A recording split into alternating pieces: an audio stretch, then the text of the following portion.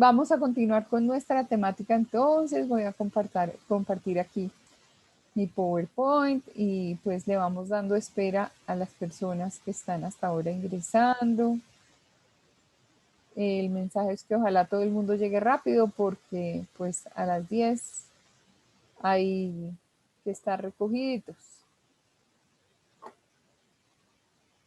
Bueno, muy bien. Entonces el día de ayer habíamos quedado, miremos qué pantallazo teníamos antes. Estábamos hablando del signo lingüístico, si mal no recuerdo, que la comunicación es irreversible. Después, Ah, sí, en el signo lingüístico, profe. exactamente, que la comunicación es un proceso, no es un acto deliberado, sino un proceso complejo y habíamos empezado a ver el signo lingüístico. Entonces, el signo lingüístico, como dice ahí, pues es el vínculo relevante en los sistemas de comunicación, pero realmente estamos viendo todo lo que constituye estructura de lengua, ¿no? Entonces, en nuestra lengua, ¿cuál es? La lengua castellana. Y la lengua castellana, pues tiene para la configuración de sus palabras, pues obviamente unos acuerdos previos y se acordó que pues la lengua ha venido obviamente evolucionando con el tiempo, pero de origen se determina que es una lengua romance y que tiene unas acepciones, unas palabras, todas están en el diccionario y corresponden ellas a un signo. Y ese signo, entre otras cosas, tiene una condición de arbitrariedad en la medida en que la misma palabra no tiene por qué hacer semejanza al objeto que representa. Por lo tanto, se considera un signo. Si el signo está en el lugar de la cosa, el signo es una realidad capaz de transmitir un contenido, entonces ese signo, como signo lingüístico, va a hacer que nosotros entendamos desde lo oral, desde lo escrito, un sistema de signos denominado signo lingüístico o estructura de lengua. Entonces, la lingüística es el estudio que gira en torno al lenguaje y hace estudios relativos a la comunicación como una herramienta que tenemos todos y que de alguna forma, pues en este caso, que es nuestra lengua castellana, haremos el ejercicio de revisión de cómo funciona esa lengua castellana.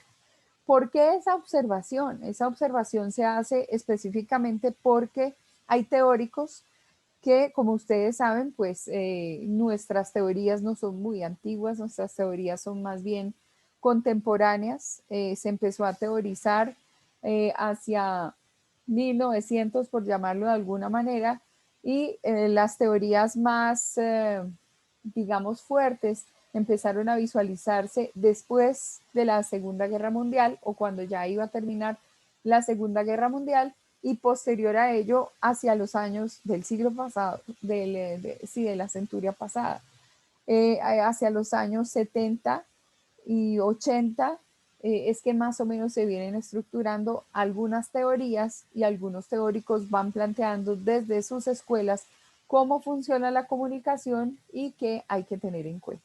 Entonces, de aquí en adelante, obviamente vamos a ver qué dicen los autores con respecto al proceso comunicacional. Aquí tenemos el ejemplo clásico de por qué una palabra es un signo y por qué el signo lingüístico está en representación de la cosa. Entonces, este objeto que ustedes ven ahí es un objeto que todos reconocemos, es una silla que es un elemento, si le buscamos el significado viene a ser tal vez un mueble, de carácter, digamos, individual o que se puede usar con 2, 3 plazas, 4 plazas seccionales, que se puede elaborar en distintos materiales, en distintos colores, pero la configuración básica es justamente hacer referencia a esta silla, que es una silla normal y corriente. Por lo general con un espaldar y 4 patas que sostienen la tabla donde uno se va a sentar o la superficie donde uno se va a sentar y la espalda va a reclinarse sobre el espaldar. No tengo que hacer más definiciones de silla, podríamos buscarla en el diccionario, Y dice pero eso. ¿Y dice eso? Ah, bueno. Tal cual. Dice asiento individual con patas y de respaldo. Ah, ok. Bueno, entonces ese es el significado. Gracias, Cris, por identificar. Cuando nosotros conocemos que por acuerdo de nuestra lengua, este elemento se llama silla, de inmediato cuando lo pronunciamos mental o verbalmente, recurrimos a la imagen acústica. La imagen acústica se aparece en nuestra mente y entonces aparece lo que es la parte gráfica del concepto. Una S, una I, doble L, A. Silla. Empezamos a tener problemas cuando la ortografía que utilizamos no es la misma y podría generarnos algún tipo de confusión cuando estamos tratando de precisar el mismo objeto, la misma situación, pero la vemos escrita con una ortografía distinta. Entonces decimos, uy, pero ¿cómo así? Una silla, si yo lo escribiera con C, Y, y doble L, A, ¿sí sería? Entonces uno dice, uy, yo nunca he visto eso. No, para nada. Siempre hemos visto la silla escrita como está. Cuando pronunciamos, al pronunciar, ahí se produce una imagen acústica. ¿Por qué una imagen acústica? Porque la imagen yo la tengo guardada, lo mismo que el concepto la tengo guardada en mi cerebro. ¿Sí? Entonces, si descomponemos al signo, lo que vamos a ver es un significado de lo que es silla, de lo que traté de definir, y que Cris dice, lo mismo dice en el diccionario, ese es el significado. Pero el significante es ese proceso mental que se hace a partir de la imagen acústica cuando pronuncio el objeto deseado, en este caso la silla o el objeto de estudio, y esa silla tiene una imagen en mi cerebro. Entonces, cuando yo digo silla, ¿ustedes en qué silla piensan? Claro que en este momento estamos como con lo conductual pensando mucho en ese tipo de silla, pero no, una silla que si yo pronuncio la palabra silla, ¿qué silla viene a su mente? Por ejemplo, Víctor, ¿cuál es la silla que viene a tu mente?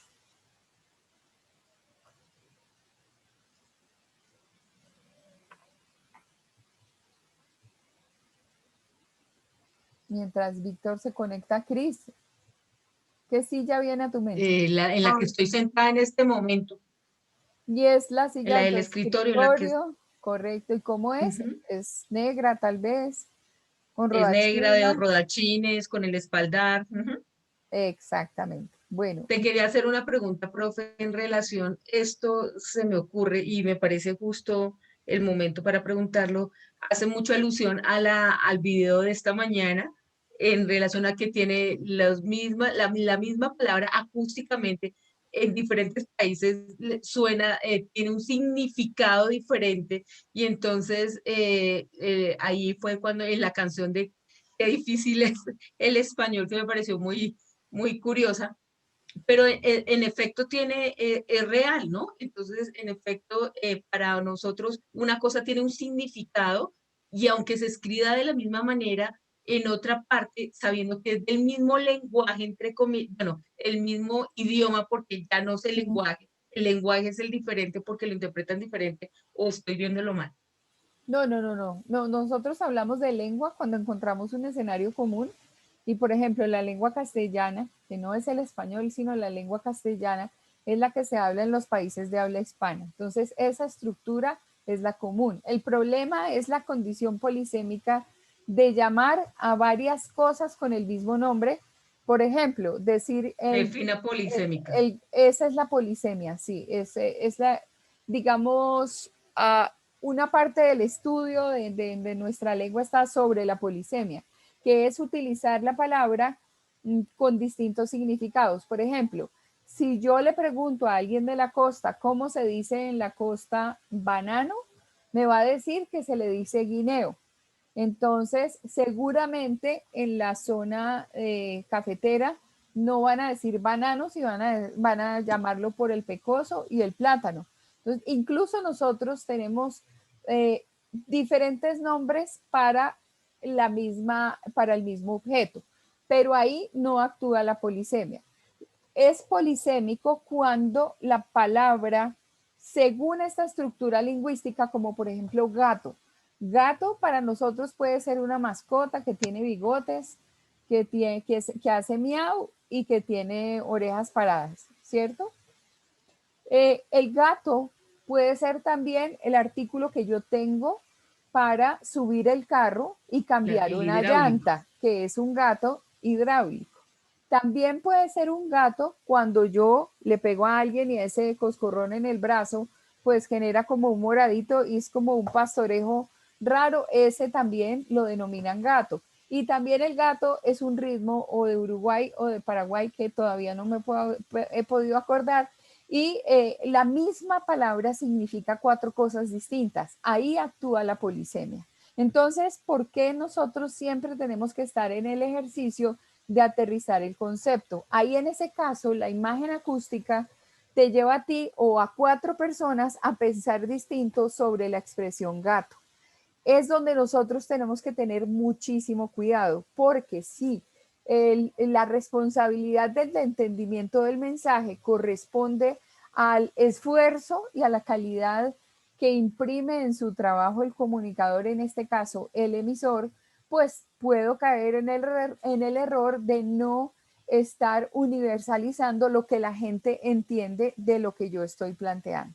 Entonces, cuando vimos el video de qué difícil es hablar en español, es porque pues esta lengua se manifiesta distinta y tiene unos significados distintos. Ya en este caso sí podemos hablar de polisemia cuando decimos, por ejemplo, coger.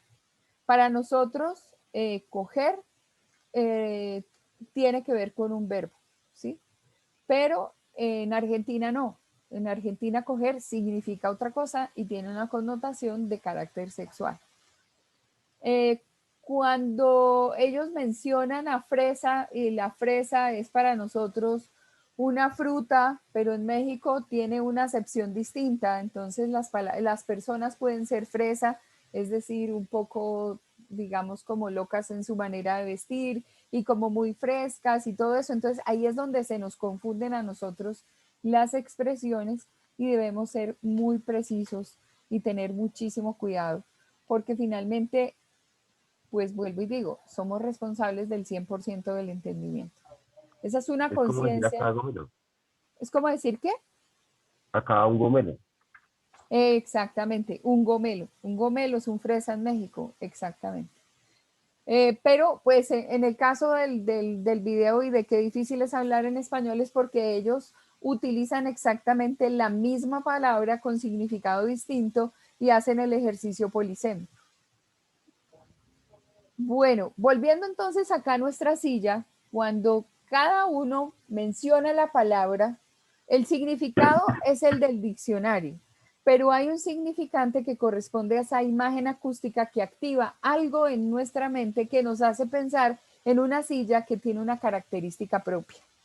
Cuando yo digo silla, la que yo me imagino es esa silla a la que uno tiene que ponerle monedas en los centros comerciales y le hace a uno masajes en la espalda, le hace masajes aquí en los brazos, si uno los tiene recostados, igual uno tiene las piernas como elevadas y le hace presión sobre las piernas y actúa ¿qué? Articula, eso estoy divina hoy, activa la circulación y entonces ahí cada uno puede tener una silla distinta. Entonces puede ser que Cris se acuerde de su silla del escritorio donde está sentada, que es negra, que alguien recuerde la silla del comedor, que es donde normalmente le gusta sentarse a conversar y a leer.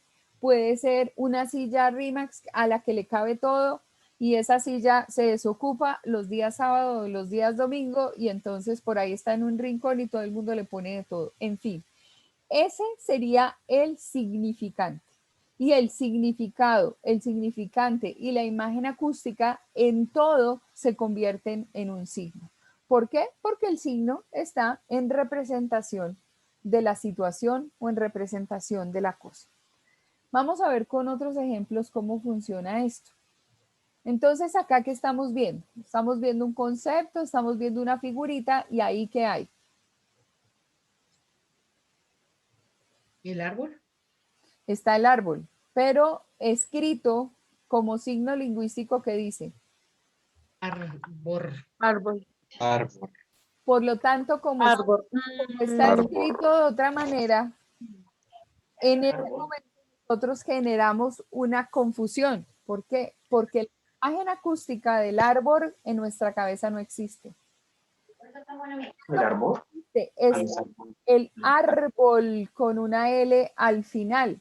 Por lo tanto, hay una simbiosis entre el concepto almacenado en el cerebro y esta imagen acústica cuando activo, por ejemplo, el nombre y la imagen, y ahí lo que estoy haciendo es uso de la lectura.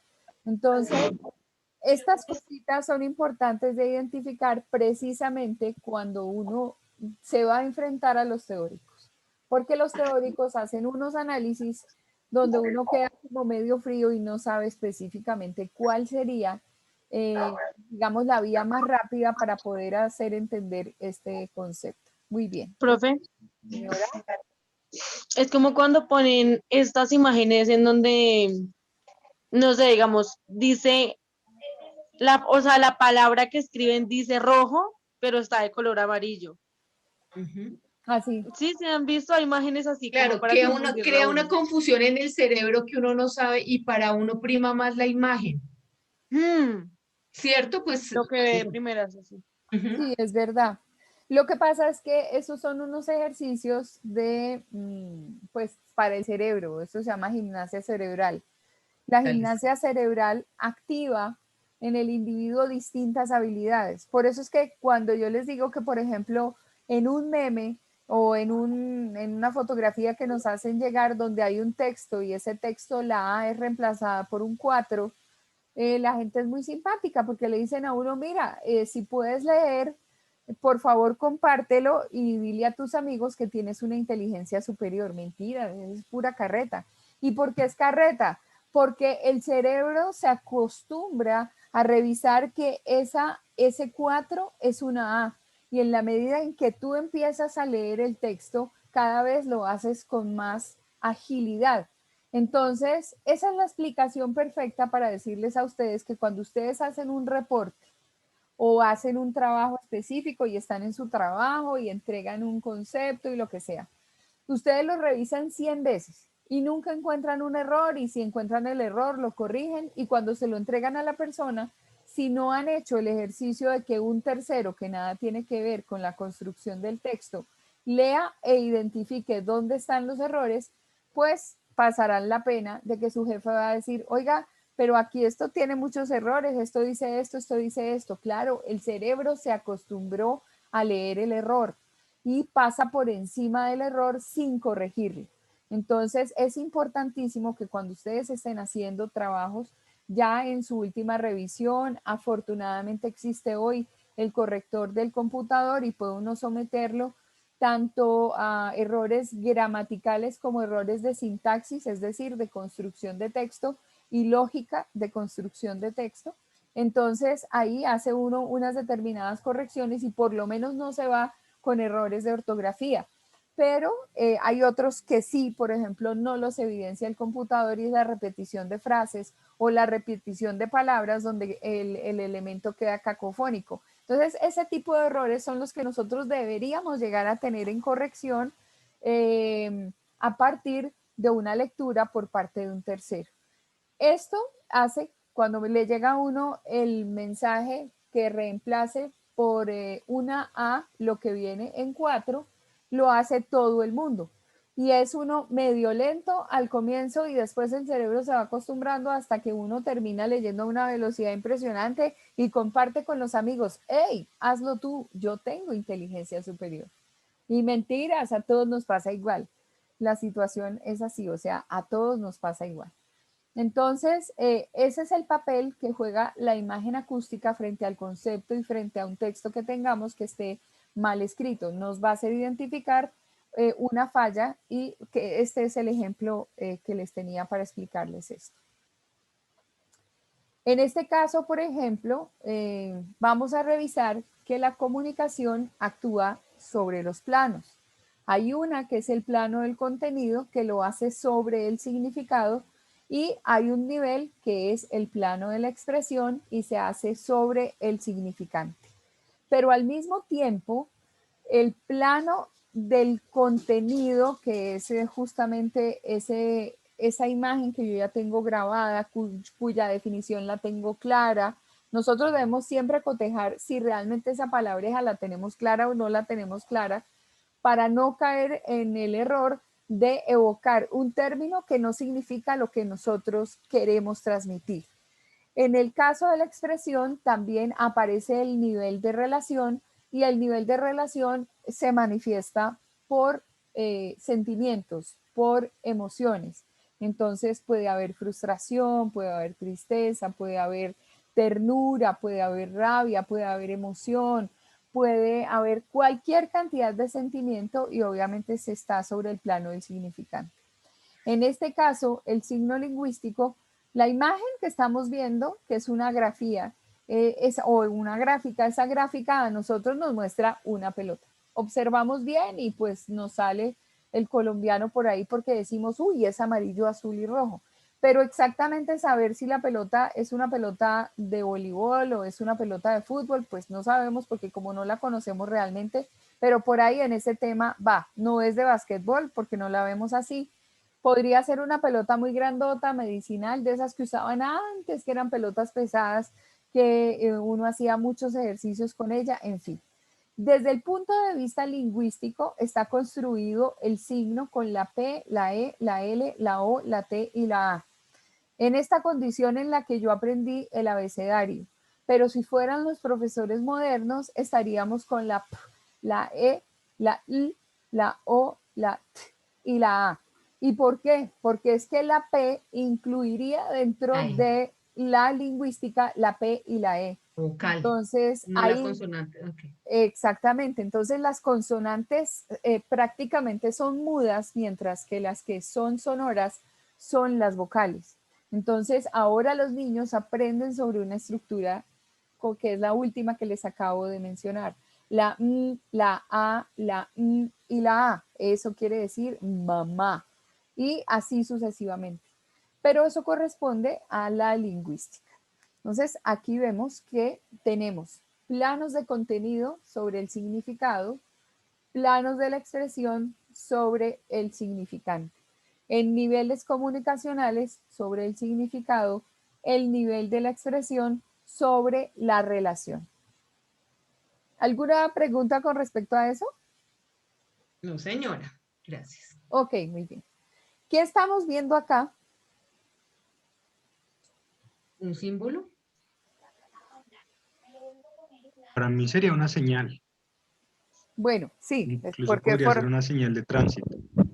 puede Sí. ser, o sea, está concebido dentro de la señalética, claro, pero la señalética, digamos que es una actividad y eso es, digamos, una función que hay que cumplir en todas las estructuras para darle guía a las personas. Entonces, no nos enfrasquemos en si es señal, signo, símbolo, pero sí díganme si está bien o está mal. ¿Está bien? Ya me Creo hizo que está dudar. mal, Ya me hizo porque dudar. el fondo es azul, Normalmente es de no color azul, verde. sí, sí, sí. Ah, ok. Exactamente. Digamos que el dibujo aceptado universalmente, o sea, el diseño gráfico de la expresión discapacidad, está bien. Pues obviamente es la personita sobre una silla de ruedas. El problema que tiene es que no utiliza el color aceptado para ese tipo de señales. Entonces, nosotros tenemos que tener en cuenta de que todo lo que implique una simbología, o sea, que signifique algo. Además, esto es de carácter universal. Todo aquel que lea, así hable en ruso, en francés, en español, en inglés, le va a sugerir en su lengua propia una condición de discapacidad. Pero lo que sí tiene que tener universalmente claro es que está mal, porque no es verde, sino es azul, porque ese tipo de señales para la gente se identifican con el color correspondiente. ¿Qué tal que nosotros al pare lo pusiéramos en verde? Ahí se genera otra confusión y siga en rojo. Si para nosotros el rojo es una alerta y es amigo íntimo del pare, pues lógico que el SIGA obviamente no puede estar en rojo porque el verde es el que me permite seguir. Entonces ahí pues son los diseñadores gráficos los que tienen que tener muchísimo cuidado, pero no quiere decir que el comunicador social no esté pendiente del mensaje que se está transmitiendo. ¿Se perdería el convencionalismo en ese momento? Claro, Al- se pierde, Ok, se pierde, ok. porque todo lo que es por convención, hospital, discapacidad, señales de tránsito, lo único es que, por ejemplo, las señales del tránsito de salida están en la lengua que uno maneja. En francés será sortie, en inglés será exit, en español será salida, y pues cada quien lo acomoda, pero obviamente uno para acceder al pase, pues tiene que aprender el código del país donde está. Entonces, no necesariamente, pues digamos, tiene uno que conocer el idioma, pero sí es responsable de que si conduce su automóvil, y eso obviamente un país que maneja una lengua distinta, es obligación de uno aprender el código de tránsito. Bueno, volvemos entonces a nuestro glosario. ¿Y por qué lo hago? Porque los teóricos más adelante nos van a plantear, vuelvo y lo repito, nos van a plantear escenarios de análisis donde tenemos que tener muy claras las distintas instancias donde se miran los conceptos. Entonces, aparece el significado y el significado es la idea que tengo de una palabra. ¿Dónde está el significado? En el diccionario. En el significante aparece la imagen acústica. La imagen acústica activa en mi cerebro una idea y además es el concepto que yo tengo acerca de, ¿sí? Como les digo, nosotros de manera práctica, al hablar de violencia de género, es muy distinto hablar entre nosotros que no hemos tenido ese caso a presentarle algo de violencia de género a alguien que ha sido violentado de forma permanente. Así hubiera sido una vez, el concepto es completamente distinto. Hablar de hambre, el hecho, por ejemplo, de sacar un pañuelito, que ese surgió hace como un año, cuando mucha gente entramos al confinamiento, la alcaldía mayor no tuvo en cuenta que había muchas personas que de alguna forma se iban a quedar sin comer por no tener la posibilidad de salir al rebusque y las cosas no eran muy claras, ¿no? Usted sale, no puede salir, se le va a imponer una multa. Y en ese momento yo creo que la alcaldía ni siquiera sabía cómo era que iba a poner la multa y cómo iba a cobrar la multa. De hecho, a mucha gente le pusieron multa y todavía no la pagan porque no hay cómo pagarla porque no se sabe cómo es la multa. En fin, pero hubo una condición de muchas personas que se quedaron sin con qué comer y definieron establecer un código común y el código era un sistema de signos para notificarle a la prensa, a las autoridades, a la El gente de la vecino. alcaldía, al vecino, vea, acá hay niños, acá hay adultos mayores o aquí somos de todas las edades, lo único es que tenemos hambre. Hambre. Y se Ujú. inventaron su El trapo trapo rojo rojo. y salieron con el trapo rojo. Pero ¿qué tal que hubieran puesto el trapo verde? Miércoles, esta gente está en el tema de la paz. O esta gente tiene una corriente que tiene que ver con la Ambientalista. ambientalista, exactamente, con la conservación O ecológica, feminismo. o rosada con el feminismo. Entonces, poco a poco hemos ido identificando, claro que con respecto a los colores hay que decir algo bien claro, y es que la programación neurolingüística tiene su parte allí. ¿O ustedes por qué creen que, por ejemplo, el fondo de esta presentación mía es verde? Porque es más Porque es cansón. educativa. No. Porque lo que pasa es que así Llama más la ustedes, atención. no, porque yo Son los colores necesito, corporativos. necesito un escenario de tranquilidad mental con mis estudiantes que ingresan a estudiar, porque esta hora a las 8 de la noche, a las 8 de la mañana, es lo mismo. Es unos enredos que uno no alcanza a identificar y después les va tomando como el gusto y va encontrando el sentido y entonces desde ningún punto de vista yo quiero que las personas sientan frustración. Si yo elijo de fondo un rojo con letra blanca, creo que ahí sí me despacho a que todo el mundo después de terminar el primer módulo me diga, ¿sabe qué, profe? Esta carrera no me la aguanto más. Entonces, En programación neurolingüística, cuando uno quiere escenarios de aprendizaje, cuando uno quiere escenarios tranquilos, escenarios de positivismo, escenarios de cero estrés, pone verde. Ok, vea pues. Eso mismo uno utiliza, por ejemplo, con los marcadores cuando está uno en clase presencial para llamar la atención. Uno normalmente escribe con el marcador negro, que es el que todo el mundo identifica. Pero si uno quiere, Eso es, señor. perdón, eso es tecnología del color, ¿no? Sí, exactamente. Es una teoría que hay con respecto al color, pero también está en la programación neurolingüística. Les recomiendo el libro de, pues sí, el libro de Eduard de Bono que se llama Seis sombreros para pensar. Si hay algo bien bonito que para nosotros pues tiene una muy buena enseñanza, es el de Seis sombreros para pensar. Él tiene dentro de los seis sombreros los mismos colores de la programación neurolingüística y la misma lógica de la teoría del color frente a procesos de comunicación. Por ejemplo, todo lo que es blanco indica sensación de paz, todas esas cosas. Entonces, cuando tú estás estableciendo una comunicación con alguien, puedes cambiar permanentemente de sombrero.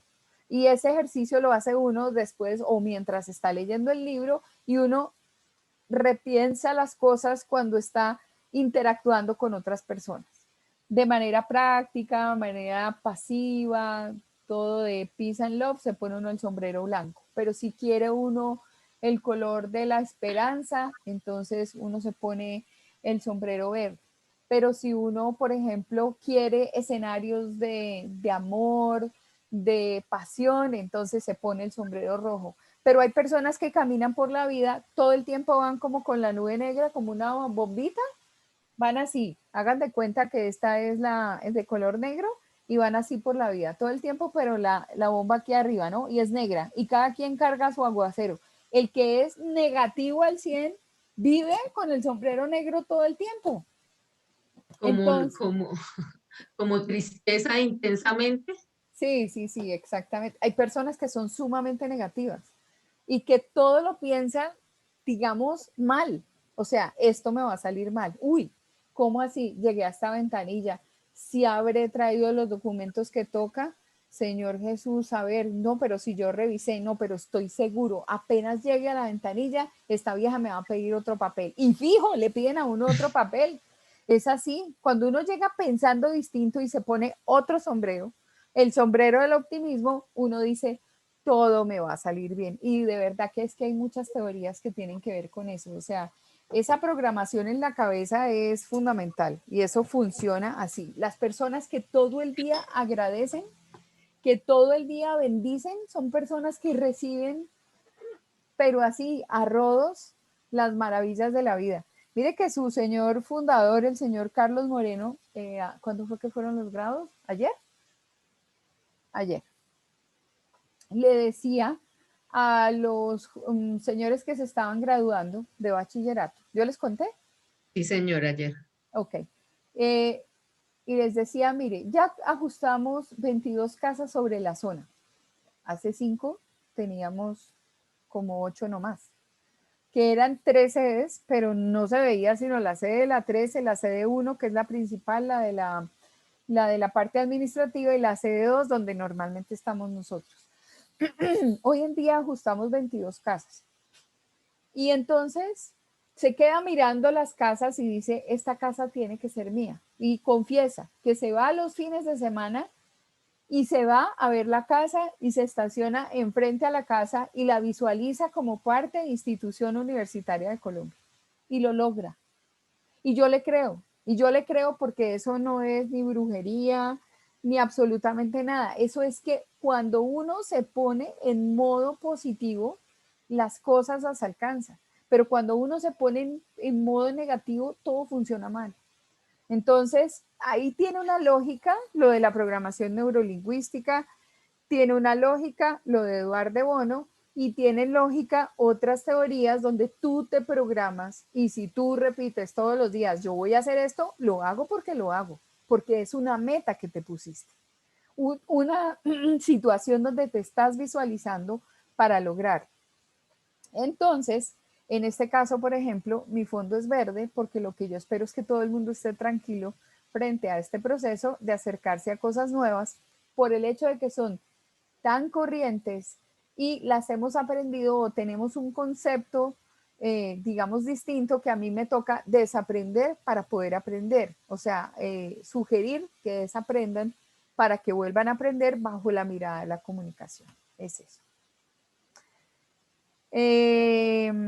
¿Cómo les parece eso? Bien, profe. Hace un par de años yo conocí los sombreros, Sí. pero con aplicaciones corporativas. Ajá. Entonces en las reuniones, cada personaje asumía un sombrero, se ponía un sombrero Uh-huh. y abordaban cualquier tema, no sé, temas de mercadeo o de recursos humanos, y cada quien, digamos que en el proceso del brainstorming, daba uno ideas, pero con base en su sombrero. Eso sí lo conocí, pero más como adentro de la empresa lo utilizan mucho. Ok. Sí, pues esto es como un concepto filosófico. De hecho, él tiene unas obras muy interesantes para generar un pensamiento complejo lejos del pensamiento lineal, ¿no? Por ejemplo, le dicen a uno, mire, 3 personas muy grandes de estas en sobrepeso deben entrar por una puerta que tiene 60 centímetros de ancho y todas deben ingresar al mismo tiempo. ¿Qué se le ocurre a usted? Entonces, ahí es donde uno empieza a pensar alternativas de cómo hacer, o sea, pues una detrás de la otra, no, porque no es al tiempo. Las 3 gordis no van a caber por una puerta de 60 centímetros. A duras penas, pues pasará una y entonces, ¿qué hacemos con las 2? Y ese pensamiento alternativo hace que uno busque otras situaciones que le permitan lograr que las personas pasen. ¿Cuál sería esa?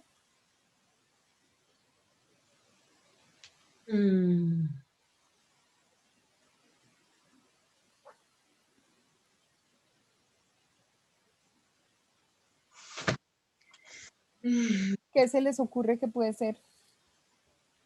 Bueno, eso no es comunicación, es pensamiento complejo, que es buenísimo cuando uno lo pone. Todo esto cuando uno lo aterriza sobre contextos corporativos, es buenísimo.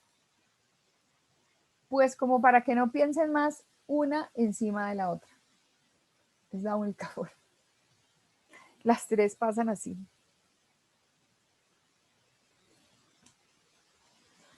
En fin. Teoría, en la práctica sí funcionaría, se Pues supone. se supone que sí, o sea, no pienses de Esa es pronto, otra pregunta. pero sí lo puedes lograr, nosotros podríamos intentarlo. ¿Cómo hacemos para pasar 3 por una puerta? Pero es que no cabrían al mismo tiempo, profe. Uno detrás del otro. Claro, claro, si tú No, piensas porque no han que dicho qué tan alta es. esta es una, sí, exactamente. Ah, ok. Y normalmente las puertas tienen una altura importante. Y si estas son 3 personas y la de abajo sostiene a la de en medio y la de en medio a la de arriba y van gateando y van entrando al tiempo, entran porque entran. Bueno, esos son unos ejercicios ahí de pensamiento complejo que yo exactamente no soy experta en el tema, pero que sí me ha tocado, obviamente, pues vivir ese tipo de situaciones en entrenamiento corporativo. En fin, Como el pues, trabajo en equipo y todo también. sí, también. Por ejemplo, una vez me tocó vivir una experiencia interesantísima en una capacitación que tuve. Es un carro, hagan de cuenta un buggy, ustedes lo reconocen, ¿sí? Como esos carritos que tienen pues sus 4 llantas, timón, acelerador, freno y 4 puestos, y lo que tiene realmente es una carrocería pequeña, 4 llantas y una estructura metálica para que las personas tanto de adelante como de atrás puedan tener un punto de apoyo. Pero lo distinto de este carro es que el que está adelante, uno de los que está adelante, maneja el timón y el que está de copiloto maneja el acelerador y el freno. Uy, ahí sí es de equipo, porque Sí, si no nos va mal claro, en la comunicación. Ahí claro. sí nos estrellamos. Y bueno, y uno dice, ¿y cuatro ahí? Pues entre dos, bueno, bien, porque ahí se hablan de lado a lado y listo. Eso es lo que hacen los que corren y tienen su copiloto y les ayuda y todo eso. Pero es que la cosa no termina allí. Los de los puestos de atrás están un poquito más arriba que los dos de adelante, pero el juego consiste en que a los de adelante, que son los del timón, el acelerador y el freno, les ponen una bandana en los ojos. O sea, tienen que, o sea, es trabajo en equipo y confianza con los detrás, porque si yo no confío en lo que me dice, Claro, pero los de atrás, el que está detrás del timón, solamente da instrucciones de timón y el que está detrás de pedal y freno solamente da instrucciones de pedal. Eso, eso es muy chévere. Es un ejercicio muy, muy chévere. yo digo que más de uno se estrella. No, no, eso no pasa. Eso de lo que uno va es como tuntuneando por todas partes. Y además, pues imagínense uno con el timón. No, un poquito a la derecha, tantos grados. No, que enderece. Y el otro, frene. No, listo. Entonces ahora sí ya tiene el timón como es. Vamos para donde es. Entonces acelere un poquito. ¿Qué hubo? Ya tengo que voltear. No tengo. Es muy divertido. Además que Tipo de desafío. sí, claro, seguramente tipo de desafío. Entonces, ¿qué es lo chévere? En este caso, cuando alguien tiene obviamente los ojos vendados o tiene que acceder a algo, a un mecanismo, pero depende de quién está atrás tiene que tener la obligación específica de la competencia de la descripción y de la narración, que sería un ejercicio muy bueno para nosotros, porque es que no es fácil decirle a la otra persona si no se tiene precisión en la descripción de cómo es el camino y qué es lo que hay que hacer. Porque si yo no sé diferenciar entre 45 grados y 90, de pronto le puedo decir, bueno, abruptamente de una curva de 180, miércoles, así sea a dos, nos matamos porque nos damos durísimo. Entonces es muy bueno el ejercicio, muy bueno. Y se nota divertido. Sí, se nota divertido. Bien, entonces continuamos con nuestra teoría. Entonces, significado, la idea de una palabra, vamos al diccionario, significante, imagen acústica, que además activa en nosotros una idea precisa de lo que es el objeto o la cosa. El significado también tiene una imagen mental, porque cuando yo tengo la capacidad de descripción, recurro a la imagen mental para poder definir el significado. El significante se convierte en soporte material. Esto no me lo inventé yo, eso se lo inventaron los teóricos de la comunicación. Y dicen que una de las dimensiones del significante es dar soporte material a las situaciones. ¿Por qué? Porque ahí es donde va todo el mundo o todo el nivel de relaciones. Por eso es que el significante me hace pensar en mi condición. O sea, yo saqué el trapo rojo y yo soy la que tengo hambre. Cosa distinta al que ya almorzó y ve el trapo rojo. Entonces, para quien tiene hambre y saca el trapo rojo, ese significante tiene muchísima más fuerza y se convierte en soporte material del proceso de comunicación. Profe, me perdí. Bueno, muy bien. Estoy definiendo significado y significante a partir de los distintos conceptos que utilizan los teóricos. Estamos generalizando. Entonces, el significado que es el del diccionario es la idea que se tiene sobre una palabra. El significante es la imagen acústica y es imagen acústica porque yo tengo una referencia como al decir silla. ¿Cuál es tu silla? ¿En qué, si yo te digo silla, en qué silla piensas? En una silla de comedor. Es que, digamos, ahí entendí. ¿sí? Ok, Sino que después, digamos, va significado, significante y después otra vez otro significado, o sea, otro claro, significado. claro, No, porque estoy dando las distintas dimensiones o los distintos conceptos. Por ejemplo, no lo hago por significado, significado, significado, significado, porque se les olvida la mitad. Pero significado, significante, significado, significante, estamos contrastando. Pero mira que es fácil. Entonces tú me dijiste que la silla tuya es la del comedor. ¿Y qué color es? Verde. ¿Sí? Vale, ¿tu silla de qué color es?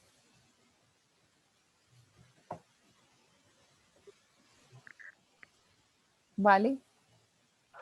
señora, pensé que se me había congelado la imagen. No, tu silla es del comedor y ¿de qué color es? Negra, Es negra. Ok. ¿Pero toda negra? Negra, negra, negra. con rojo, Negra con rojo. ¿Por qué es tu silla? porque es la que estoy viendo en estos momentos. Pero no tienes una conexión especial con esa silla, te gusta, te sientes cómoda, es allí a donde se te ocurre ir a leer. Sí, pues es donde como todos los días, es como sentido de pertenencia. Ah, ok, ahí ya vamos mejorando el concepto. Fíjate que la mía es la que hace masajes en la espalda, por algo será. Yo normalmente soy una persona tranquila, pero sufro de estrés como todo el mundo. Pero ¿cómo evidencio el estrés cuando hace presión sobre mi espalda? ¿Y qué distensiona mi espalda?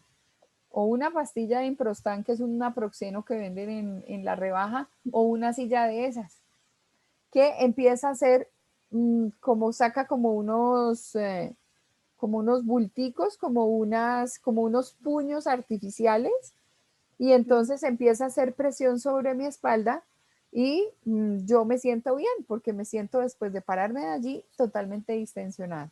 Claro que hay que echarle como 1.500 o 2.000 y no está en todas partes.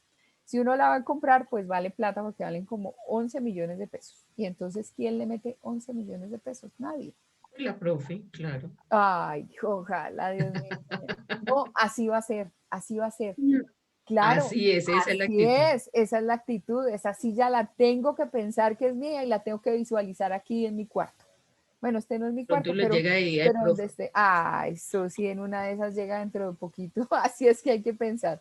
Muy bien, entonces, vale, vamos ahí en esa parte. Entonces, significado, idea de la palabra, ya lo tienes claro. Sí, señor. Significante, silla, en tu mesa, en tu mente aparece una silla negra con rojo. Ujú. Significado. Igual para dar el significado tú tienes que tener una imagen mental, porque si no, ¿cómo la describes si no tienes una imagen mental? Entonces, es parte de mi mobiliario, es parte de mi comedor, está construida en madera y es negra, pero también tiene, no sé, tela roja. Sí, sí, señora. Ok. Significante, como es el que para mí tiene un sentido especial. Por eso te pregunté si era tu silla. Entonces tú dijiste que esa silla era específicamente la que te daba sentido de pertenencia en tu casa. Ok. ¿Ya encuentras Vale. el soporte material y la filosofía que hay detrás de eso? Sí, Ese sí, señor. ese es el soporte material. Ese es el que te hace hablar de esa silla, el que te hace recomendarle a una persona que se compre esa silla, porque además es significante, ¿no? Es que para ti es distinto, por eso es que yo hablo que la dimensión del significante está también sobre un nivel de expresión, pero que también hace referencia al nivel de relación, porque es la Ok. relación que tú manejas. Cuando yo digo que es muy difícil hablar de hambre cuando se tiene la barriga llena, es justamente porque el significante en mí no opera, no hace absolutamente nada. Muy bien. Significado. Otros dicen que es la idea que representa un elemento y ahí está específicamente en condiciones lingüísticas. una palabra, una expresión o un texto y nuevamente volvemos al diccionario. Es lo que nos cuenta el diccionario, que es la situación, el objeto, la cosa. Pero también dicen del significante que es la representación mental a la que corresponde una imagen fónica, o sea, la imagen acústica, almacenada en nuestra mente. Eso no tiene como mucho enredo, pero creo que sirvió que Vale se hubiera perdido. ¿Estamos claros? ¿Nos encontramos o todos nos perdimos? Ya con el GPS nos encontramos. Ok. En- ah, ¿Qué pasó, Vale? Inténtalo. No, te iba a decir que sí. Lo que me dio, pues a lo que dio la compañera. Pero sí, profe, ya entendido. Ahora sí entendí ya. Ahora sí. Siga con el... Perdóname, Vale, perdóname, voy a volverme seria. Excuse me. Ajá. ¿Y todos estamos sobre la misma base o estamos perdidos y embolatados?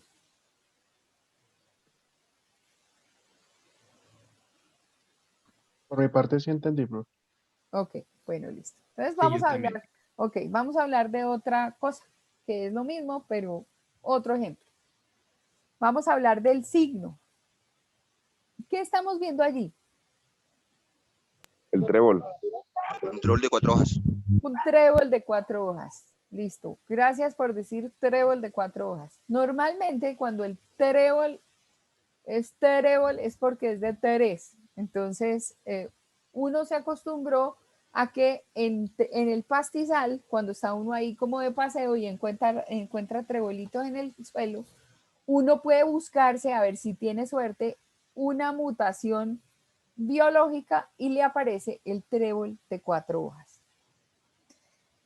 Entonces, si lo miramos desde el punto de vista de, no voy a decir de la superstición, sino del significado, ese trébol yo lo miro con ojos de suerte, ¿cierto? Pero Pero eso, señora, perdóname, pero es que a veces también puede, eso depende también de la cultura, ¿no? Para otras culturas ese trébol, esa imagen puede ser otra cosa, significar otra cosa, prosperidad, no porque suerte y prosperidad podría ser lo mismo. No sé, brujería, qué sé yo, no puede depender de la cultura. esa situación es completamente clara. Ese era el dilema que tenían entre Fernández Saussure y Eliseo Verón, que son los próximos autores que vamos a ver. ¿Por qué razón? Porque Fernández Saussure se refiere El binario. al tema lingüístico y este joven, Eliseo Verón, se va al sistema binario, ¿sí? Que Terciario. a nivel de pensamiento es terciario, ¿sí? Nosotros ya habíamos pasado por acá y yo me devolví. No, es que yo hoy le estaba tratando de entender algo y escuché un video de eso, por eso hablo del sistema binario y terciario. Perdón. Okay. Perdón. No, tranquila. Entonces, en este orden de ideas, estamos revisando esta situación que estamos viendo de este trébol como signo. Entonces, a nivel gráfico, tengo un trébol de 4 hojas que tiene un significante. El significante es trébol de 4 hojas, imagen acústica, pero el significado que la persona le da, que si uno de verdad se encuentra, eso no creo que nunca he hecho el ejercicio de saber un trébol de 4 hojas y aparece en el diccionario, podríamos buscarlo, nunca lo he revisado, pero para el general de la gente puede ser suerte. Tengamos en cuenta lo que plantea Cris, puede ser, puedo cambiarlo por suerte, puedo cambiarlo por brujería, puedo cambiarlo por superchería, puedo cambiarlo por lo que quieran. Nunca va a cambiar su condición de significado. ¿Qué sería la definición? Busquemos a ver en el diccionario si existe el trébol de 4 hojas. A ver qué dice. Dice trébol de 4 hojas. El trébol de 4 hojas es una variación infrecuente del trébol de 3 foliolos. Según la tradición, tales foliolos traen buena suerte a sus buscadores. Cada hoja representa uno de los 4 componentes básicos de la felicidad, la esperanza, la fe, el amor y la suerte. Básicamente dice eso. Ok.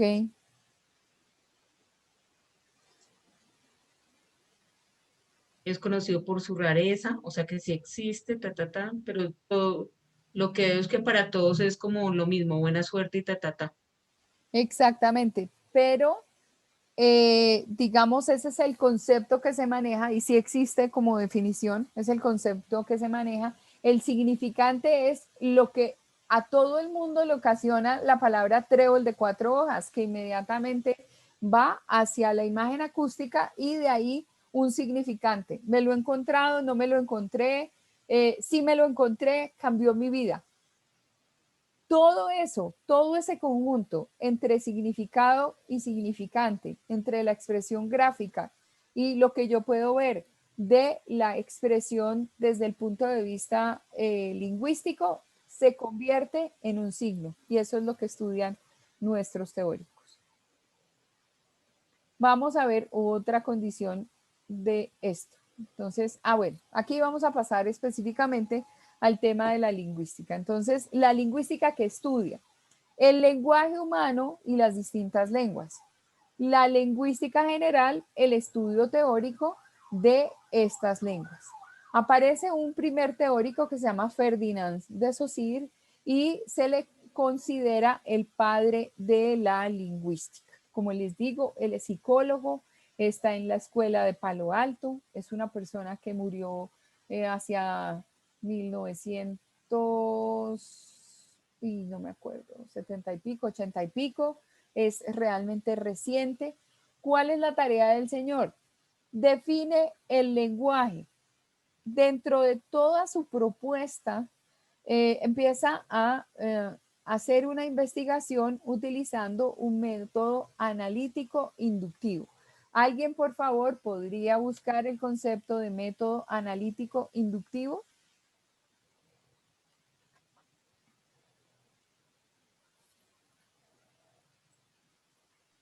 Utiliza el razonamiento para obtener conclusiones que aparte de hechos aceptados como válidos para llegar a conclusiones. Método sintético. ¿Qué más dice ahí? ¿Qué más dice? Consiste en integrar los componentes dispersos de un objeto de estudio para estudiarlos en su totalidad. Método analítico científico ya no. Inductivo solamente dice eso. Acá nuevamente, ¿qué es el método? El método analítico es aquel método de investigación que consiste en la desmembración de un todo, descomponiéndolo en sus partes o elementos para observar las causas, naturaleza y los efectos. El análisis es la observación, examen de un hecho en particular. Ok. Eso es lo que hace Ferdinand de Saussure con la lengua y empieza a expresar sobre la parte lingüística una serie de conclusiones. Entonces hace una investigación rigurosa y él lo que hace primero es observar los hechos antes de formular una hipótesis. ¿Como el método científico? Como método científico, sí. Aunque nosotros utilizamos método científico, pero para estos temas no utilizamos método científico riguroso, sino método de investigación para las ciencias sociales, que es completamente diferente. Por ejemplo, si nosotros quisiéramos la implementación de un método científico para nuestras investigaciones, nuestras hipótesis, nuestros postulados y los desarrollos investigativos en materia de comunicación, tendríamos que estudiar a Briones, donde nos arroja una serie de herramientas que no son, como son de carácter social, es decir, aquí es el comportamiento del hombre frente a la lengua, el comportamiento del hombre frente a una determinada situación. No estamos comparando ni moléculas ni fórmulas matemáticas que son precisas y que no tienen ningún tipo de variación. Con nosotros sí las cosas varían, ¿sí? Entonces no somos una ciencia exacta, somos una ciencia de carácter social. Por lo tanto, los métodos de investigación son de carácter social. Las metodologías están establecidas, por ejemplo, desde la opinión, de pasar de lo cualitativo a lo cuantitativo. Una opinión en general, si yo hago un sondeo de opinión, el número de opiniones por ejemplo, de acuerdo a cómo yo elabore el cuestionario, puede determinar que tantas personas están a favor y tantas personas están en contra. Por lo tanto, esa cualificación se me convierte en un número y puedo establecer después un porcentaje. El 45% de la población determina que, y los otros que son corresponden, por ejemplo, cuando hacen en los medios de comunicación o presentan los estudios de percepción de seguridad. Entonces, la alcaldesa de Bogotá dice que nosotros lo que tenemos es una mala percepción, pero que realmente no tenemos una condición de inseguridad. Y mentiras que es todo lo contrario. Aquí no solamente es percepción, es que las cifras, por un lado, dicen que sí tenemos, de eso de pronto nos podría hablar Víctor, aunque no sé si está en su parte estratégica y en su parte de estudio, pero específicamente sí podríamos determinar que por el número de robos, por ejemplo, los ciclistas, a los que les roban las bicicletas, no es una cosa de percepción, es que el número de bicicletas Una robadas aumenta todos los días y es una realidad. Entonces, cuando nosotros nos involucramos en información de carácter, digamos, de porcentual, pasamos de eso, de la percepción a resultados reales que se convierten en investigaciones con resultados cuantitativos. Entonces, Profe, una pregunta, señora, perdóname. Teniendo en cuenta que no se trata de una ciencia exacta como las matemáticas, ¿cierto? Sino es una ciencia social, los postulados pueden variar de acuerdo al, al momento específico o a la sociedad sobre la cual se hacen los estudios o los postulados. la metodología para establecer hipótesis es la misma en métodos rigurosos científicos a los métodos sociales. Lo que cambia es el objeto de estudio. Y nosotros sí tenemos objeto de estudio que obviamente varía, porque cada niño con su boleta. Es decir, nuestros contextos son distintos Las realidades a son diferentes. otras realidades, sí. Por ejemplo, implementar estrategias que funcionaron muy bien en otro país, pues no se puede, porque uno tiene que venir y revisar las condiciones de este país, las condiciones de cultura, hasta, no sé, muchas cosas que intervienen allí en un estudio, entonces eso sí varía. Pero lo que son las formulaciones específicas de una ciencia social a una científica no cambian, lo que cambian son los métodos de medición. Entonces, por ejemplo, la observación. En método científico, la observación sí puede ser que forme parte de eso. Vayámonos a la vacuna del COVID. Yo creo que hicieron muchísimas pruebas, pero los resultados todos son de carácter científico. Uno no se va a poner a pensar cómo, o sea, si realmente al poner un placebo frente a una vacuna, frente a una, no sé qué, le va a salir a uno por simple observación, cuál vacuna es más efectiva que la otra. Eso no sucede. Eso tiene que ser por método científico, por examen de laboratorio, por índice de yo no sé qué cosas que no conozco, pero pues está dentro de la ciencia exacta. Bueno, en fin. Entonces volvamos sobre el tema de Ferdinand de Saussure. ¿Cuál es el postulado que él plantea? La hipótesis sobre la que él se va. Dice, la gramática de una lengua ha de ser exhaustiva en su aplicación de la creatividad lingüística del hablante. Para poder entender eso, necesitamos definir qué es gramática. ¿Alguien me ayuda con la definición de gramática, por favor?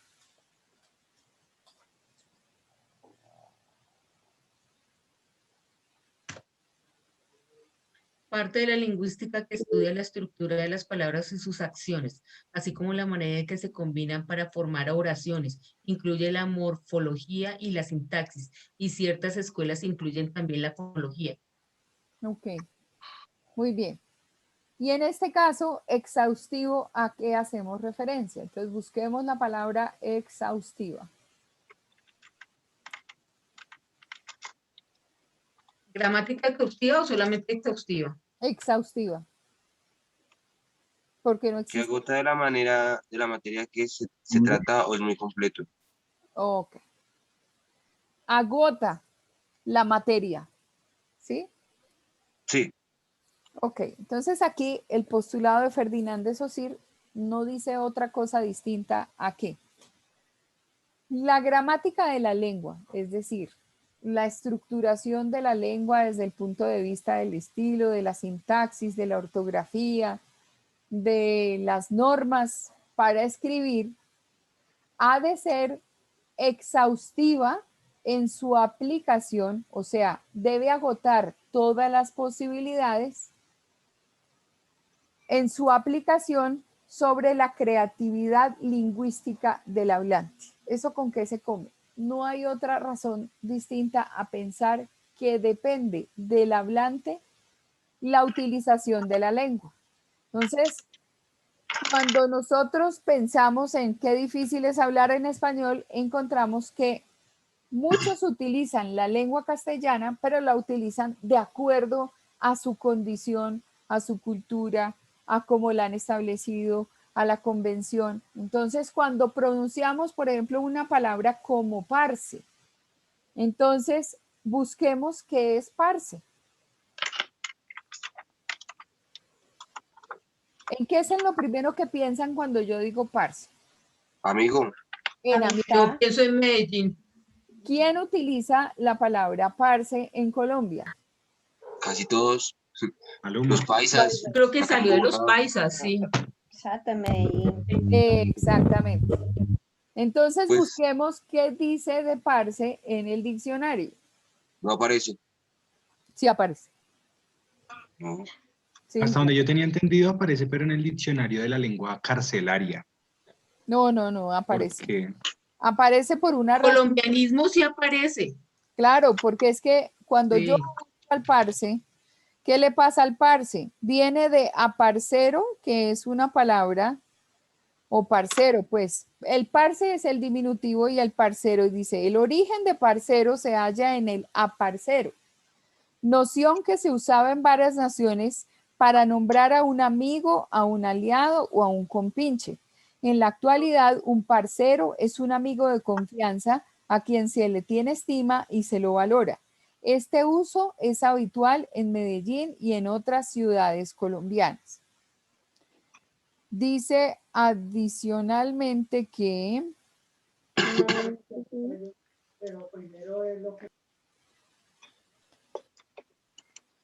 ¿Qué le pasa a eso?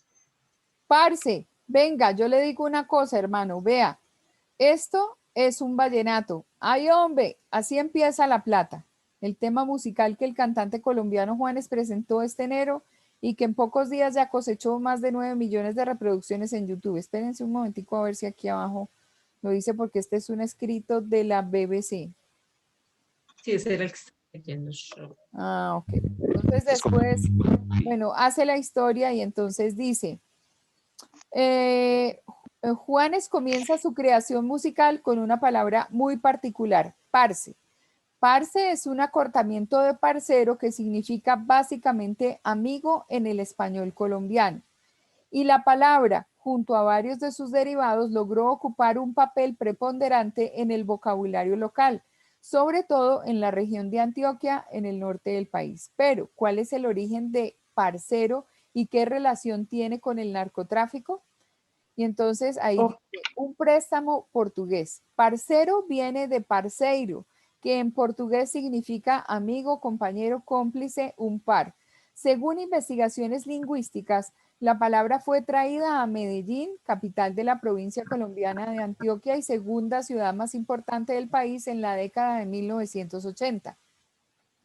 Muchos de los jóvenes de los sectores marginales y populares de Medellín y de su área metropolitana se fueron a trabajar en las cocinas del narcotráfico en la frontera entre Colombia y Venezuela. Le cuenta, entre Colombia y Brasil, le cuenta a BBC Mundo la profesora de filología Luz Estela Castañeda Naranjo. Entonces trajeron la palabra españolizándola. Parceiro pasó a ser parcero, añade Castañeda, que encabezó la investigación sobre el parlache, un dialecto que incluye a parcero, entre otras 2.600 palabras. ¿Qué es lo corroncho? El controvertido término que pasó de ser despectivo a ser reivindicativo como la definición de un colombiano amigable, chévere y orgulloso de su tradición. Un parcero no solo derivó en parce, sino que también se puede oír parcerín, parcerito, parcerita, parcerazo. La palabra parcero nació en Medellín y alrededores y se extendió por Colombia. Muchas palabras como parcero surgieron en el contexto del narcotráfico entre 1980 y 1990. Algunos ejemplos son pocholo, policía, con perdón allá de don Víctor, delicaliente, que se digna tanto a un delator como al que dispara con mucha frecuencia, orden del parche, ábranse del parche, expresión para esconderse o huir. Para algunas personas de diferentes estratos sociales, la palabra parcero está asociada a la delincuencia, a una suerte de peligrosidad, adjudicando a quienes la utilizan, como lo señala, adjudicándola a quienes la utilizan, como señala el sociólogo colombiano Eduard Salazar. ¿Dónde y cuándo se usa? La palabra parce se la escucha principalmente en la región de Antioquia, pero su uso es bastante extendido en Colombia. Según una encuesta realizada en el 2014, entre más de 600 hombres y mujeres entre 18 y 40 años de Bogotá, Medellín, Cali, Barranquilla, Bucaramanga, el 99% de los paisas, aquellos originarios de Antioquia, Caldas, Risaralda y Quindío, utilizaron alguna vez la palabra parcero para referirse a sus amigos más cercanos. El 72% de los paisas afirmó tener un parcero que le hizo un gran favor en algún momento. En Bogotá un 62%, en Cali un 67%, Bucaramanga 66% y Cali 51%. Según el estudio realizado por el Centro Nacional de Consultoría y la Federación Nacional de Comerciantes de Colombia, FENALCO. Por su parte, en la Universidad de Antioquia también se realizan mediciones regulares sobre el uso de las palabras. En la última medición que hicimos con unos 400 cuestionarios, recogimos más de 200 historias de vidas de jóvenes de las áreas más marginales de Medellín y del área metropolitana y encontramos que parce es la palabra que más veces aparece, dice la profesora Castañeda.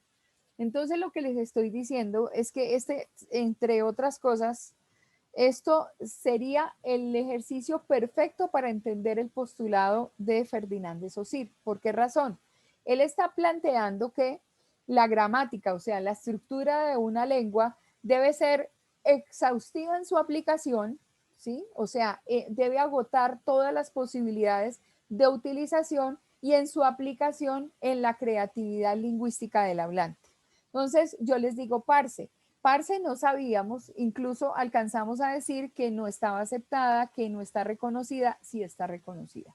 Está reconocida y ¿por qué está reconocida? Gracias a estos estudios. Entonces, cuando implica primero la observación de los hechos y luego se plantea una hipótesis, es exactamente lo que sugiere Ferdinand de Saussure en esta experiencia de este postulado a lo que está haciendo este ejercicio de investigación con respecto a la palabra parce. Tiene un origen, el origen es pues viene del portugués, se tiene una concepción social generalizada, entonces nos muestran varias ciudades y unos porcentajes de utilización de la palabra, una muestra, o sea, una investigación, es una investigación rigurosa, manejada por centros, digamos, a los cuales uno podría atribuirles una credibilidad y sobre el postulado sobre el cual se pueden hacer mediciones frecuentes para agotar la investigación y determinar algo, ¿correcto? Yo creo que ahí quedamos claros. No sé si alguno tenga alguna pregunta y entienda muy bien o que no entienda bien específicamente lo que está planteando Ferdinand de Saussure en esta condición. Porque el ejemplo vino pues como anillo al dedo. ¿Quedamos gringos? ¿Aló? ¿Se fueron? ¿Me quedé sola? No, No, me señora. suscita dudas, profe, en ¿Qué cosa? relación. Perdóname. ¿Qué cosa te suscita? Te genera duda. ¿Qué le podría decir?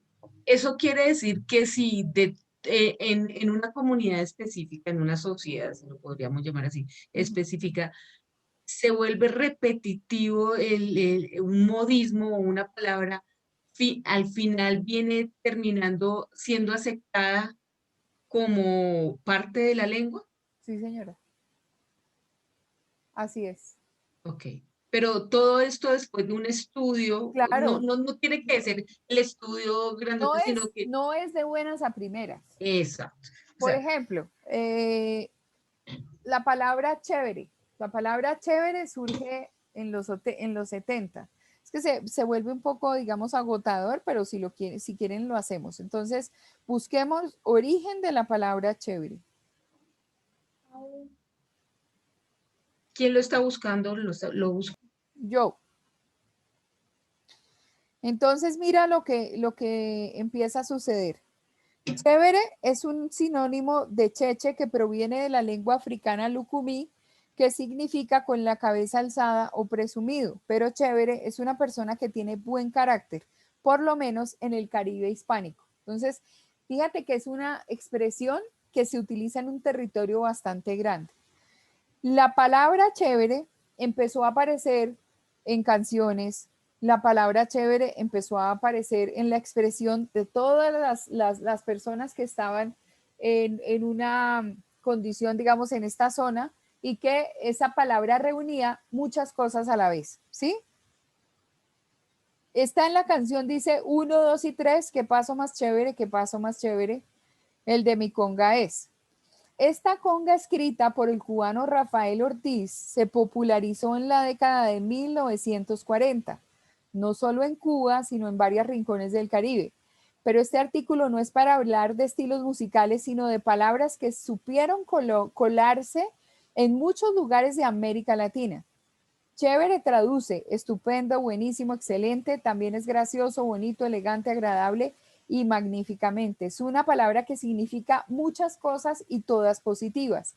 Chévere es una palabra muy chévere, dice Daniel Samper Pisano, periodista y miembro de la Academia Colombiana de la Lengua.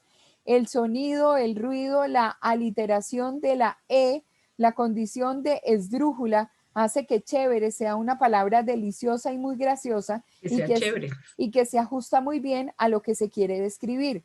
La palabra está mandada a hacer según la BBC Mundo. Chévere se utiliza en las Antillas, Bolivia, Colombia, El Salvador, Honduras, México, Panamá, República Dominicana y Venezuela, según describe la RAE en su diccionario. Entonces, cuando tú encuentras una expresión de esa naturaleza, para nosotros lo que cuenta a nivel, ahí sí es de verdad, es significante, es lo que tiene por detrás la palabra con carga emocional de ciudad, de andén, de contenido, de pueblo, de lo que significa para uno. Entonces, puede ser que tú determines que una lengua castellana nació y se quedó quieta, pero si hay algo que nosotros podemos estudiar y que hace precisamente el estudio de la lingüística o el estudio de la presencia del signo desde el punto de vista lingüístico o el estudio del signo en la sociedad, es sacarle partido y jugo a esa evolución que tienen la sociedad, como lo manifiestas tú, o las culturas en torno a cosas que se van adoptando y que de alguna manera son susceptibles de estudio, como la palabra chévere y como la palabra parce. Entonces, encuentras que hay un uso generalizado, encuentras que hay una convención en torno a la palabra. Encuentras que desde distintos ángulos de la información significa exactamente lo mismo para distintas personas. Entonces, ¿por qué no hacer el ejercicio de hacer el estudio para incluirla dentro de la lengua? Claro que es pertinente. Si nosotros nos quedáramos hablando con el español antiguo o con una lengua castellana antigua, pues ni nos entendíamos. Yo no sé quién vio había una novela. La esclava blanca. No, Más rara. las brasileras me caen gordas. Ya no era brasilera, era colombiana. ¿Sí? Pero bueno, Bueno. de Caracol. No, es que yo soy RCN, entonces no la vi. No, una novela que hizo El señor Mata o una cosa así, que era Pero un abogado que tenía una empleada o una persona, digamos, muy cercana, en este momento no me acuerdo de la novela, Sí, era como de los pero 40. Carriazo era Carriazo, ajá. Carriazo el actor. Ujú. Hay que mirar el contexto en el que se da la novela. En el que se da ¿Los la novela 40? son más o menos como los años 40. Tú comparas la estructura idiomática de esa novela versus como hablamos nosotros hoy y encuentras una diferencia. No solamente en el acento, sino en la construcción del contenido, el manejo gramatical, que es justamente lo que está diciendo Ferdinand de Saussure en este postulado. La gramática de una lengua ha de ser exhaustiva en su aplicación de la creatividad lingüística del hablante. Es que es muy importante en este caso una figura que aparece allí que es el interpretante que somos nosotros. Para otros, por ejemplo, para otros teóricos, quien establece cómo funcionan las cosas y cómo se hace presente el signo es el sujeto que vive la experiencia. Entonces, ese ejercicio de mirar cómo se hablaba antes y cómo se evoluciona es perfectamente un estudio que uno puede hacer a nivel de investigación en una carrera como la nuestra. Es lo que hacen frecuentemente en España, que nosotros aquí no hacemos. Nosotros nos preocupamos más sobre fenómenos mediáticos, sobre la creación de, no sé, de una, o cómo surge un medio alternativo, qué sé yo, tantas cosas, ¿no? Pero, por ejemplo, analizar las barras bravas como proceso de comunicación. Eso lo hace uno en comunicación y es un estudio, entre otras cosas, muy serio, ¿no? Implica toda una filosofía, hay todo un cuento, hay también historias de sangre, de dolor, de tantas cosas que hay por ahí. Entonces, pues es bien, bien interesante el tema. Bueno, bien. Entramos al tema de la semiosis y de la semiología. Entonces, aparecen también dentro de nuestros teóricos, como para para hacer, cerrar el paso con Ferdinand de Saussure. Ferdinand de Saussure se preocupa solamente por la estructura de lengua y lo que implica ese desarrollo de lengua para el hablante y para la comunidad donde está el hablante. En el caso de la semiosis y la semiología, son dos visiones completamente distintas de estudio de signo. La semiosis se dice que es la ciencia que estudia los signos y sus sistemas, lo que permite la comunicación entre los individuos. Pero ya estamos pasando a un tema, por ejemplo, de semiosis social. Hablar de semiosis social es hablar de cómo se manifiesta esa situación dentro de una sociedad. El trapo rojo en una ventana y hacer los correspondientes análisis de cómo se construyó un concepto a partir del hambre. ¿Sí? Cómo un país, por ejemplo, como, a ver, como el nuestro,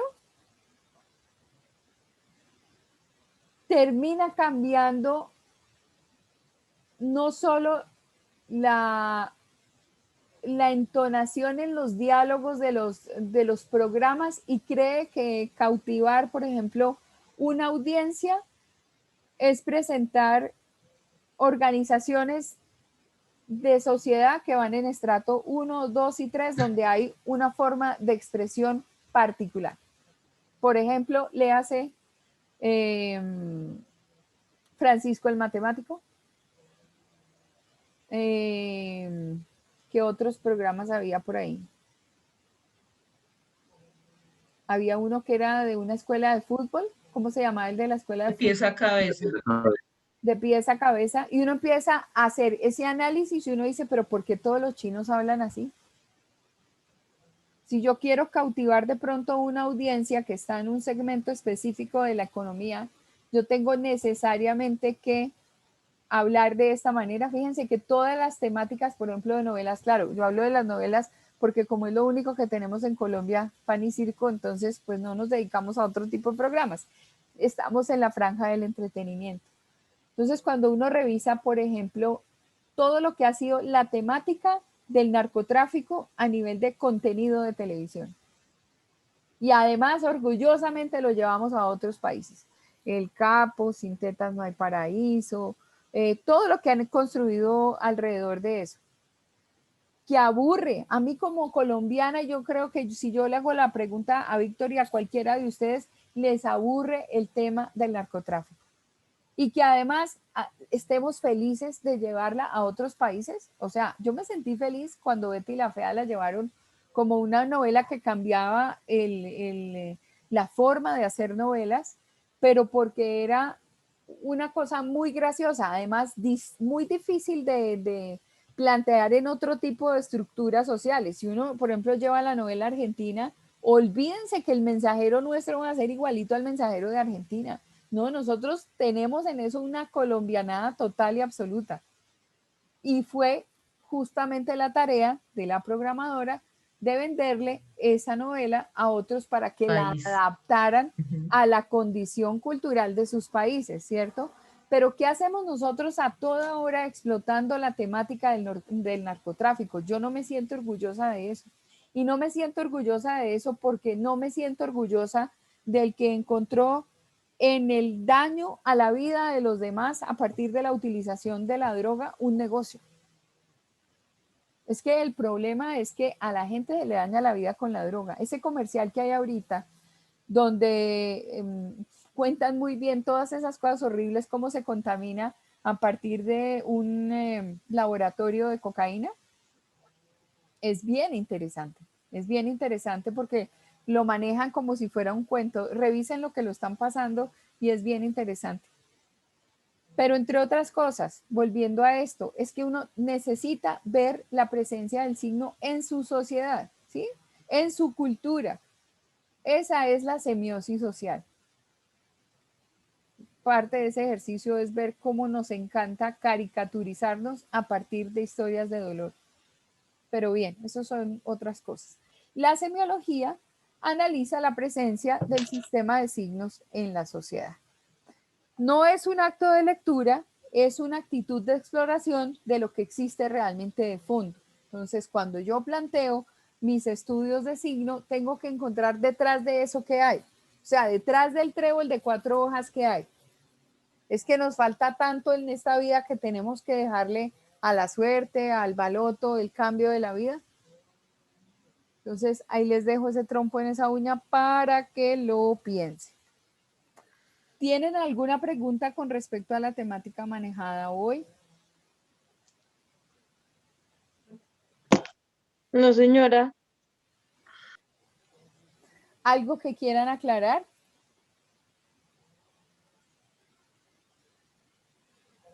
No, se me durmieron y se me aburrieron todos, están ya con el gorrito, todos ya durmiendo y todo. No, profe, no. No, profe, todos no. Todos bien, a ver, David. Acá estamos, acá estamos. ¿Qué Aquí dices? estamos, aquí estamos. Ok, pero ¿conectados o sin conectar? ¿Qué dice David del tema?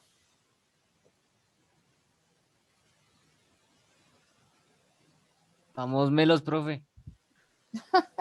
Estamos menos. Bueno, muy bien. Pues los dejo descansar. Hoy es viernes y el cuerpo lo sabe. Sí, profe. Le duele a uno hasta la coronilla. No, de verdad les deseo que estén bien este fin de semana y Sí, profe. pues que vivan su confinamiento de la mejor manera posible. Ok, profe, gracias. Profe, Igual mañana gracias. toca madrugar a trabajar, entonces. Pues sí. Toca leer varias cosas de por psicología de la comunicación, Totalmente. entonces no se puede salir mucho. Hay que hacer cositas. Sí. Bueno, muy bien. Entonces que se distraigan, se diviertan, pasen bien. Gracias, profe. Feliz fin de semana. Profe, pero Gracias. qué pena, ¿nos vemos entonces otra vez el lunes o cómo es? Obvio. Claro, el lunes, todos desde Es que las de pronto no casas. llegamos por el confinamiento a Sí, clase. obvio, es que estaba confundido con eso. No, hay clase común y corriente, solo que no podemos salir. Ah, bueno, listo, profe. Si no llegamos a clase, tenga en cuenta. Ay, Dios mío, sí, estamos recordando lo que estaba pasando hace un año. Es que nos Hace quisimos un año. recordar qué pasaba hace un año, solo que la guardada duró Sí, 3 meses. me llegaron esos traumas, profe. De 15 años. Yo la verdad, o sea, yo les digo, yo he sido feliz aquí, En porque casa. porque optimizo el tiempo, porque no es lo mismo acabar de dictar clase y hacer las tareas y pararse de una y no tener que ir como 1 hora en el transporte para llegar a hacer almuerzo corriendo. Tal cual, No, entonces tal no. cual. Uy, Entonces sí. yo aquí barro, trapeo, no, yo no plancho, pero sí lavo, hago por aquí, hago por acá, vuelvo y me siento, yo he estado tan ocupada, pero Ujú. excesivamente. De hecho, trabaja más uno, pienso yo. Yo llevo Sí, 1 año también en teletrabajo y entonces creen que uno está disponible todo el tiempo, las 24 horas, porque está en la casa uno, entonces es complicado. así es, sí señora, así es. Pero ha sido, para mí ha sido divertido y además esto es un desafío. Imagínense esto, enseñarlo o transmitirlo o compartirlo en la virtualidad es durísimo, es durísimo. Mm. Y con eso, Profe, ¿usted cree señora, que no volvemos, o sea, usted cree que faltará mucho, mucho para que vayamos a la universidad presencial? O sea, por ahí otro año. ¿O qué dice usted? no, yo no creo, Yo yo creo no que creo. este año, yo creo Yo, que después de Ojalá. junio se nivela la cosa. cuando vacunen a todo el mundo, que va a ser rápido, porque en este momento de todas maneras yo le pongo que las vacunas de nosotros pueden estar por ahí, bueno, las de ustedes, por ahí como en octubre, tal vez. Yo decía que para septiembre más o menos. Sí, Porque septiembre, con las nuevas pérdidas, pero igual hay que tener confianza. Yo El otro confío mes, que en el segundo semestre estemos en la universidad. Yo también creería eso. Además, porque Ojalá. el tema de los comerciantes ya no aguanta más, ¿no? Yo no creo No, que alarguen más el tema. Por no, eso es que está corriendo el gobierno con el tema de la vacunación y todo el cuento. Y es más que los de la calle. les toca. No, que Todos, hace falta la empanadita. cada uno tiene su afán y cada uno, así sea el comerciante el que paga el local, ese está más peor, porque el de la calle pues hoy no salió y definitivamente no comió, pero el comerciante que tiene su local, que tiene que pagar arriendo, servicios, No, tenaz. complicado, complicado. Tenaz. Claro. Nada más, solamente, proveedores, facturas. no. Piensen en lo que hizo la banca con todos, que fue llegar la pandemia, ofrecer auxilios y los auxilios en este momento tienen condenado a la mitad de la gente. Entonces, Ay, Dios mío, pobrecitos. no, porque van a tener pesadillas. Hasta mañana. Gracias. Chao. Descansen el lunes, nos vemos. La No, jefe profe. se quiere conectar, Chao, la que jefe se quiere descansen. conectar mañana, yo no, entonces hasta el lunes. Hasta el lunes, listo. Bueno, chao. Hasta luego, que estén Chao, bien. Chao, descansen. profe.